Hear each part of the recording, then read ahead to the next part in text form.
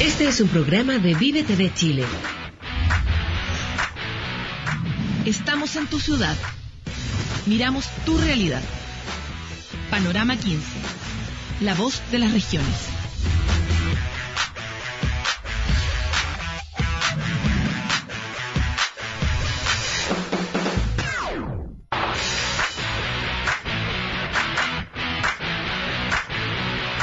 El norte está que arde. Hemos visto en distintas noticias y en distintas coberturas que hemos hecho a las distintas pasadas de la comisión a lo largo de Chile, particularmente en el norte, cómo han surgido un montón de peticiones que dicen relación principalmente con mantener en el norte la riqueza que se genera en el norte, poder tener autonomía para determinar el desarrollo de esas regiones.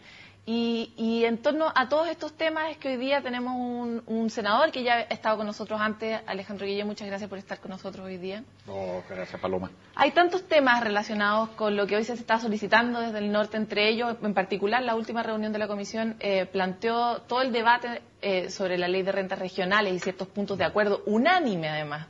¿Cuál es su sensación como senador de la zona sobre los efectos que este preacuerdo total de la comisión puede tener? Bueno, la Comisión Asesora Presidencial para la Descentralización y Regionalización, que la convocó la presidenta, hizo su última cita, porque está recorriendo las regiones, en Calama, en la segunda región, efectivamente con una gran participación ciudadana, y salió lo que es obvio, no puedes hablar de descentralizar un país si no delegas competencias administrativas, políticas y financieras. Tiene que haber ahí un correlato tributario para que parte de los recursos que se generan en las regiones queden en las regiones, estoy hablando en general.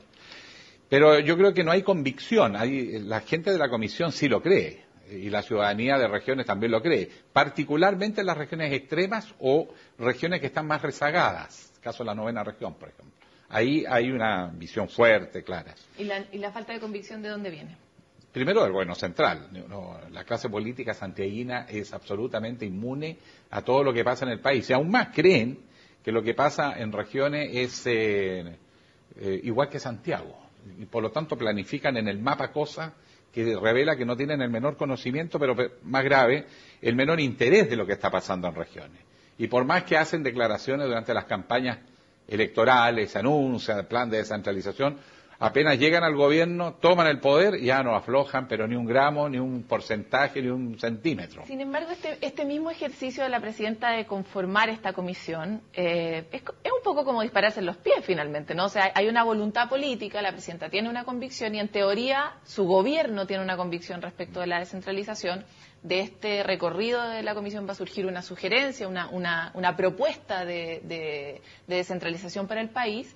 Y algo va a tener que hacer la presidenta con eso. O sea, ¿cómo se va a resolver esta enorme brecha que existe entre lo que parece ser la voluntad política y lo que, a lo menos de sus declaraciones se desprende, es lo que ocurre realmente? Bueno, desde Ramón Freire, en el siglo XIX, con los albores de la República, se viene hablando de las regiones. Pero la verdad que siempre ha prevalecido la visión centralista. Incluso en el debate reciente, en algunas editoriales de medios de comunicación, piensan que delegar competencia a las regiones es un despilfarro porque no tienen gobernanza. Luego, yo siempre contesto lo mismo, ¿no? Yo no conozco ninguna región de Chile que se haya mandado un Transantiago, pero los genios de Santiago hacen unas planificaciones en el papel. Te voy a dar un ejemplo práctico. Se hicieron las carreteras concesionadas en el norte y los camiones tienen un peso distinto acá. Los camiones de la minería transportan 70 toneladas, qué sé yo, y pesos superiores, y no resisten, pero están hechas con criterio de automóviles y de camiones de estos que circulan en la zona central. Y tenemos todo el problema, por lo tanto, de los camioneros con los bypass. Tuvieron que hacer bypass, pero no le pueden cobrar a la gente por un diseño mal hecho. Entonces, los bypass, para que los camiones puedan dar la vuelta y salir y tomar y evitarse, qué sé yo, los puentes que no resisten ese peso, se los cobran a los propios usuarios. No, terrible. ¿Te fijas? Y esos son, como no pueden cobrar, les exigen boletas de garantía y las van acumulando, y ya son millones de dólares. Es unas cosas de loco, francamente. Pero, ¿cómo vamos a resolver? En el fondo, usted tiene un montón de personas que votaron por usted y lo eligieron para que represente sus intereses. Los intereses de su región son que efectivamente estas cosas ocurran. Particularmente en la conformación de la bancada de senadores regionalistas. ¿Qué le puede pedir esos ciudadanos a esos senadores que hagan para que se haga justicia con todo esto que se está proponiendo desde la Comisión? Bueno, primero apoyar a la Comisión Presidencial en las resoluciones que están tomando y participar activamente en el debate, porque va creando conciencia. Ahora, yo creo que no hay voluntad en el gobierno central. La presidenta de la República sí la tiene, pero su equipo de gobierno no está convencido. De hecho, nosotros tuvimos el lunes una reunión con el ministro de Hacienda. Supimos, muy buenos resultados, y nos fue pésimo.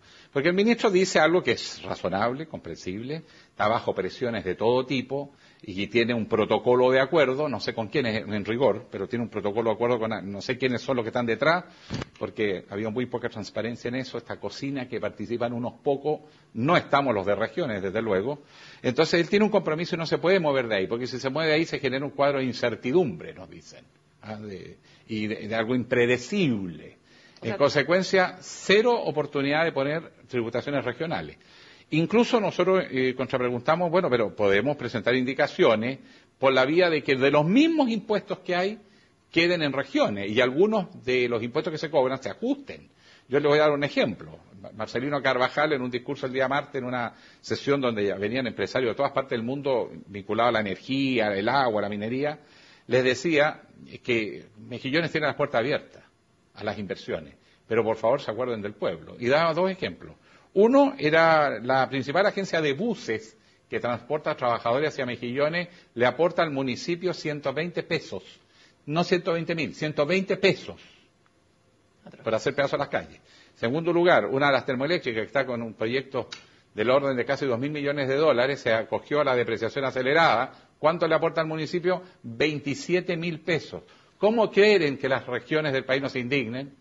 ¿Y hasta cuándo seguimos en este centralismo que está destruyendo al país? Fíjate que la reforma tributaria que se está discutiendo para el norte no tiene ninguna importancia. Nosotros no vamos a ver un peso de eso. Da lo mismo que junten 8.200, 10.000 o 6.000, nos da lo mismo, no nos va a afectar, porque no va a ir al norte. Nosotros necesitamos impuestos nuestros aplicados en la región y que se queden en la región. Nosotros el capítulo anterior estuvimos revisando junto a Esteban Valenzuela, presidente de la comisión, los 4 principales puntos de acuerdo que se tomaron en Calama, una sesión muy concurrida aparte por la ciudadanía, con mucho apoyo en general. Y de esos 4 puntos, ¿a todos los puntos les dijo que eran poco probables el ministro de Hacienda? Porque eso es una información muy relevante para la ciudadanía. A ver, el ministro dice que no quiere introducir ahora ninguna perturbación al debate y al protocolo que tiene de reforma tributaria. Y como digo, no sé con quién lo tiene. Pero cuando uno le pregunta si están incluidos los impuestos regionales, dice que no. Entonces, ¿cuándo los va a imponer? ¿Va a ser después que se apruebe esta reforma y después? No va a haber espacio, seamos realistas, no va a haber espacio. O sea, es que hay una coincidencia en los tiempos de la entrega de los resultados de la comisión con lo que está ocurriendo. O se habla simultáneamente, no. Tuvimos aquí al subdere y el subdere hablaba de que la presidenta ya está instalando internamente o preparando una propuesta de ley de rentas regionales. El sentido común nos diría, esa ley de rentas regionales debiera estar basada en justamente estos preacuerdos que se están generando. Pero su ministro no quiere, en el fondo, que revuelva mucho este panorama. Entonces, nosotros, como nos paramos en el ciudadano, ¿qué caminos tenemos? Nuestros representantes no tienen mucha posibilidad de conversar con el Ejecutivo. El Ejecutivo es el que tiene que terminar de soltar el poder. La presidenta está convencida, pero aparentemente su equipo no. O sea, es un escenario tétrico, digamos. O sea, sí, es tétrico. Primero, porque en Chile tenemos un presidencialismo muy fuerte, con una concentración económica muy fuerte. Entonces, lo que se ha producido, de hecho, desde los 90 a la fecha, una alianza entre los grandes grupos económicos y los gobiernos de turno para asegurar crecimiento. Pero no hay ningún acuerdo sobre redistribución o desarrollo sustentable o promoción de la calidad de vida o mayor igualdad. Eso no está en la agenda, no ha estado nunca en los últimos 25 años. ¿Ok? Ahora, la presidenta lo ha planteado, pero también lo dijo el presidente Lago. También lo puso el presidente Piñera. Todos han hablado de centralización, pero a la hora de centralizar el poder no hay ningún avance. Quizás porque el problema está que el que tiene el poder, una vez que gana la elección, se le olvidan todas las ofertas electorales. En consecuencia, más bien el camino es otro. Es si somos capaces o no, y ese es el desafío, de generar poder en las regiones para imponer un nuevo trato. Yo creo que la posibilidad que nos den un nuevo trato, eso no tiene ninguna viabilidad hoy.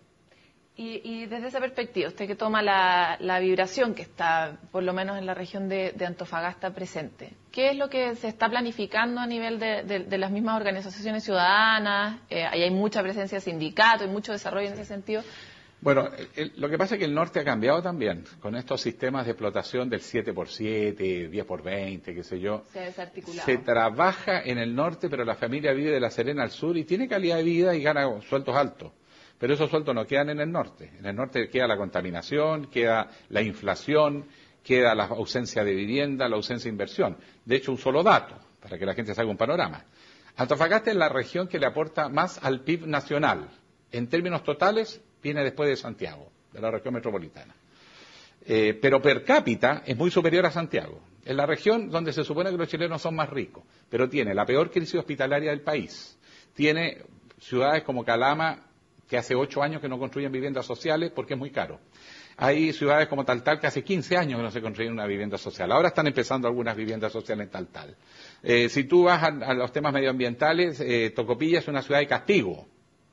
Se usan tecnologías termoeléctricas absolutamente obsoletas, inaceptables en cualquier lugar de Chile, pero allá se siguen usando. Y la gente lo único que pide, mire, por lo menos bájenos la cuenta de la luz. Nada. En el mismo Mejillones, que iba a ser el ejemplo del gran puerto del norte. Si están dando 120 pesos o 27.000 pesos, tú comprendes que una tomadura de pelo. Entonces yo creo que llegó la hora de generar un gran movimiento de las regiones y desde las regiones a desafiar el poder central. Senador, vamos a ir a nuestra primera pausa. Vamos a seguir conversando sobre este escenario del norte que nos cuesta tanto entender, sobre todo cuando no estamos en el norte. Así que no se mueva, que volvamos enseguida.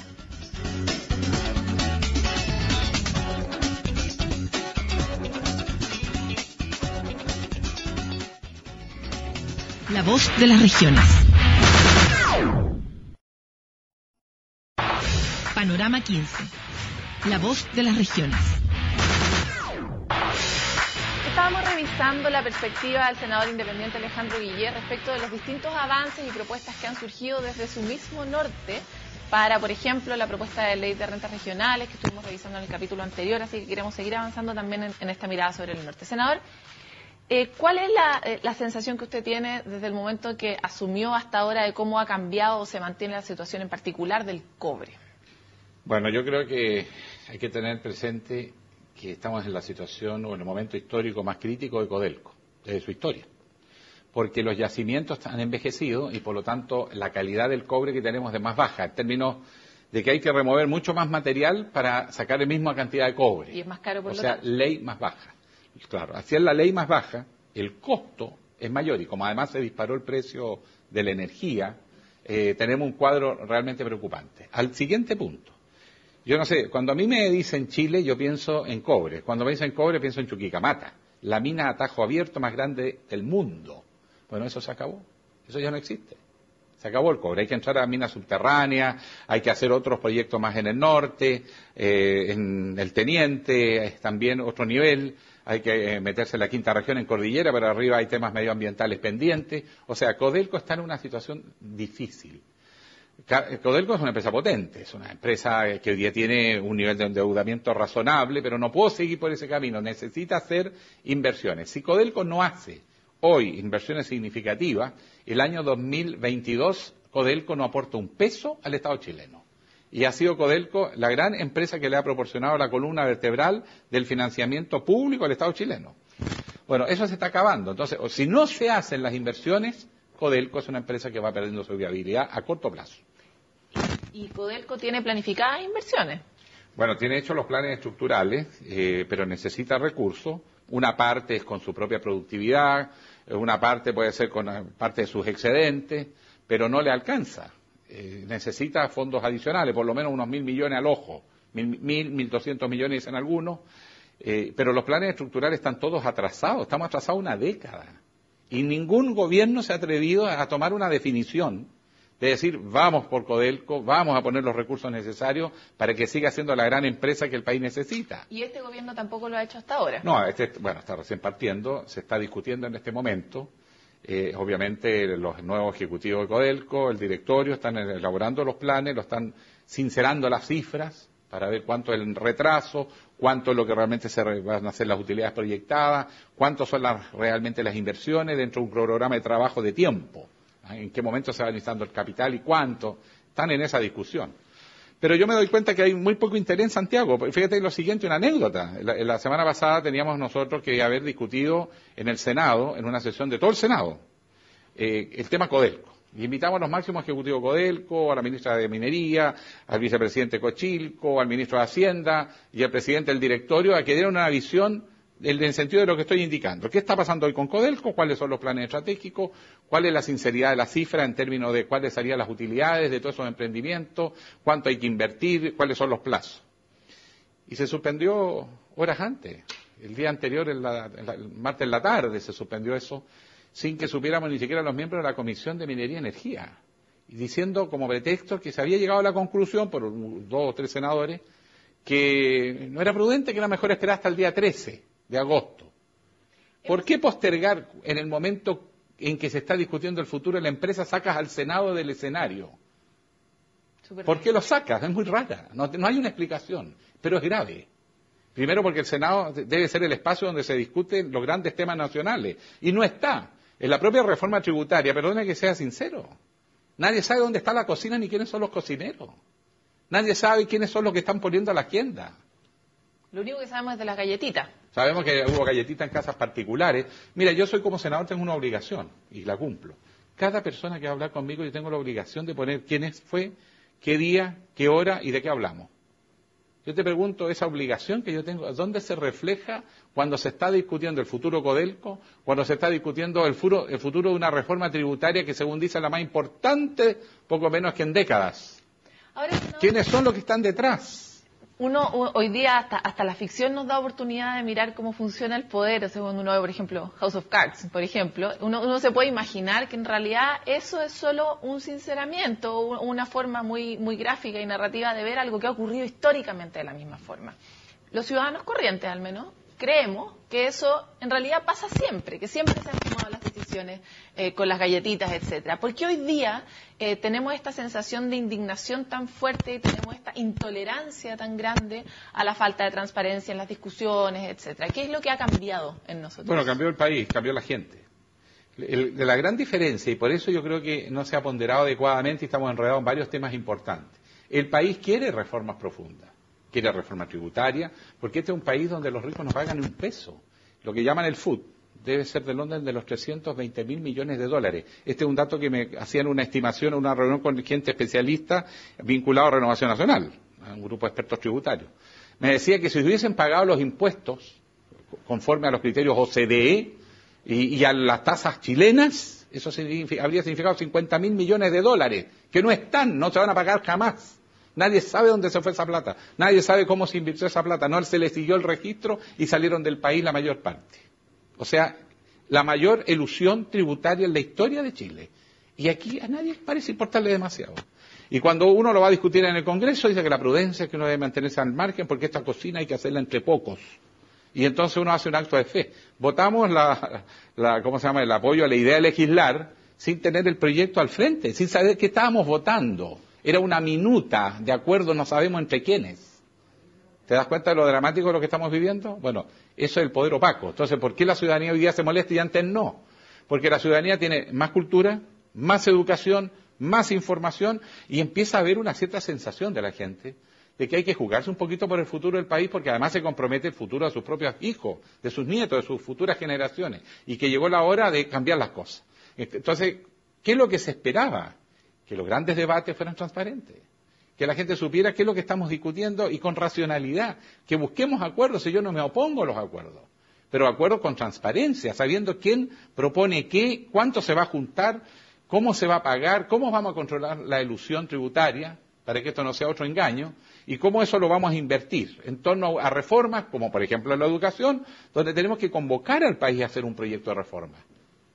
Pero como que el poder sigue diluyéndose, entonces esa amargura de la gente, que uno la siente con impotencia, porque uno entró de buena fe a la política pensando que iba a ser una época de mucho cambio, y de un cambio positivo, y íbamos a hablar de reforma y íbamos a buscar acuerdos si no somos insensatos. De todas maneras.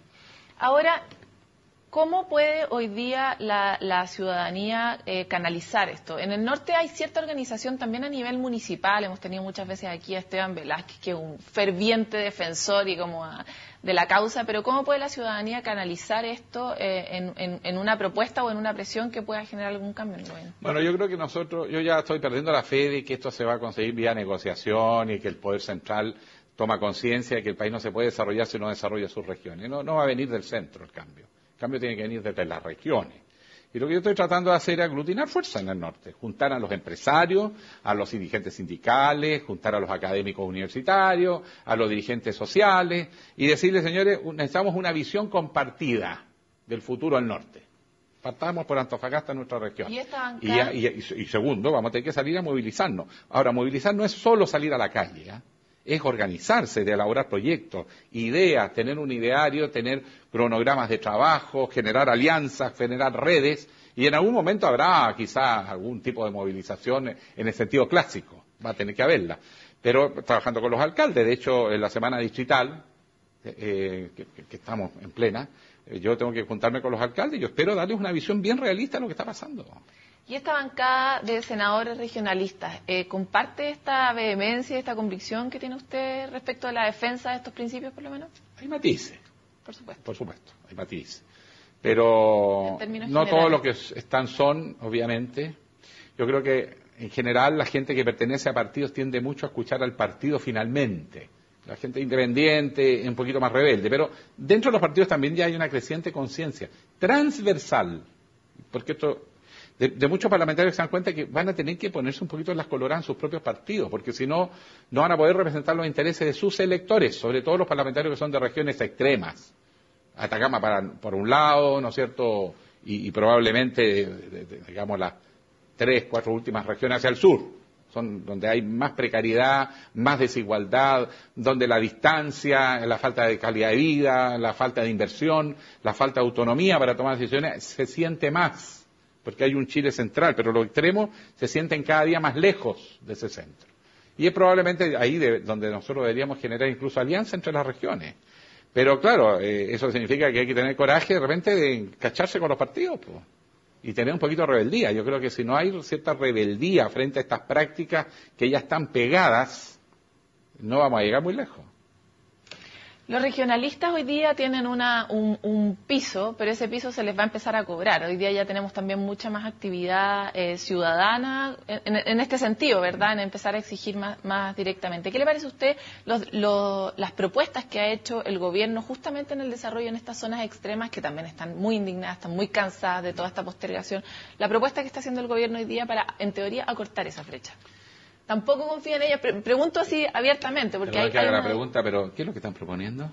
Están proponiendo conectividad, las demandas antiguas, ¿verdad? En el norte, el fortalecimiento de Arica como frontera norte, ayudar a que crezca más el desarrollo de este proyecto del puerto, está toda la voluntad de generar una zona turística que se parezca al circuito que hay en Imagino nada más que ir a ver un mall en algún lugar. Probablemente en la costa, pero... No va a funcionar.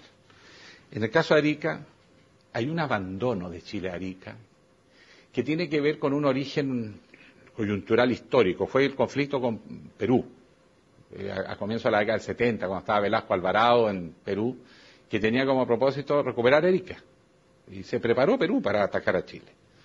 Y fue un momento además muy complejo porque llegó la dictadura militar y por lo tanto estábamos políticamente aislados en el mundo. Entonces sintieron nuestros vecinos que estaban en hora de hacer ajustes de cuentas. Y estábamos con 3 vecinos con problemas. Y parecía la guerra hecha. Entonces, ¿qué es lo que hizo Chile? Los digamos, estrategas de la época. Trasladaron las líneas defensivas a Iquique. Porque daban por hecho que en un combate íbamos a perder Arica en el primer día de combate. Entonces, en fortalecerse la quebrada Camarones, Iquique iba a ser el gran centro. Y pusieron todo el potencial en Iquique. Y Arica quedó abandonado hasta el día de hoy. Digan lo que quieran, Arica quedó abandonado a su suerte. Arica era 3 veces lo que Tacna. Hoy día es al revés. Tacna es 3 veces lo que Arica. Sí, cualquier ariqueño, si quiere arreglarse los dientes, tiene que cruzar a Perú, a Tacna. Y en Tacna te reciben, por 4.000 pesos te dan atención. O sea, está en función de un diseño geopolítico de coaptar Arica ante los ojos, la vista y la paciencia de Chile.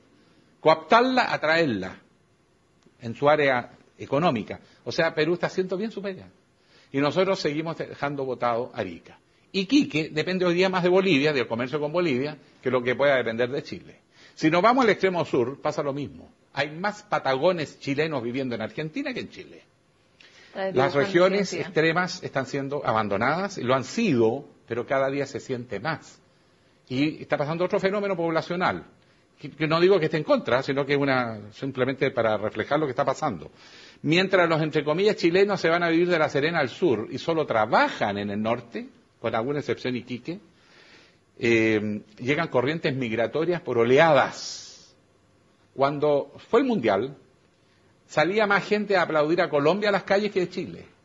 Colombia jugó de local en Antofagasta, lo cual, bienvenido a los colombianos, porque son, por lo menos están haciendo arraigo, se están instalando, están trayendo su familia, lo mismo los peruanos, lo mismo los bolivianos, cantidades menores ya de otros países, pero hay un fenómeno que está cambiando étnica y culturalmente el norte de Chile, porque el Estado chileno no tiene ninguna política migratoria de ningún tipo.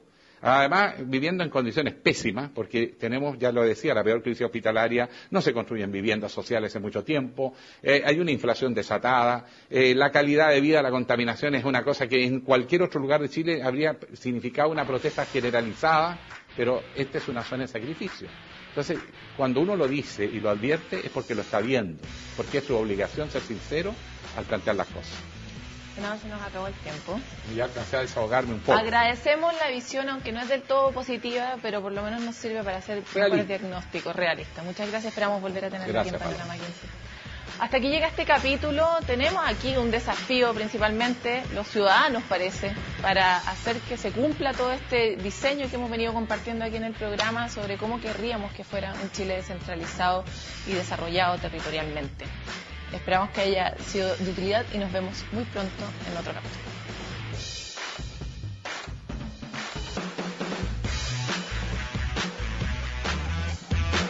Este es un programa de Vive TV Chile. Estamos en tu ciudad. Miramos tu realidad. Panorama 15. La voz de las regiones.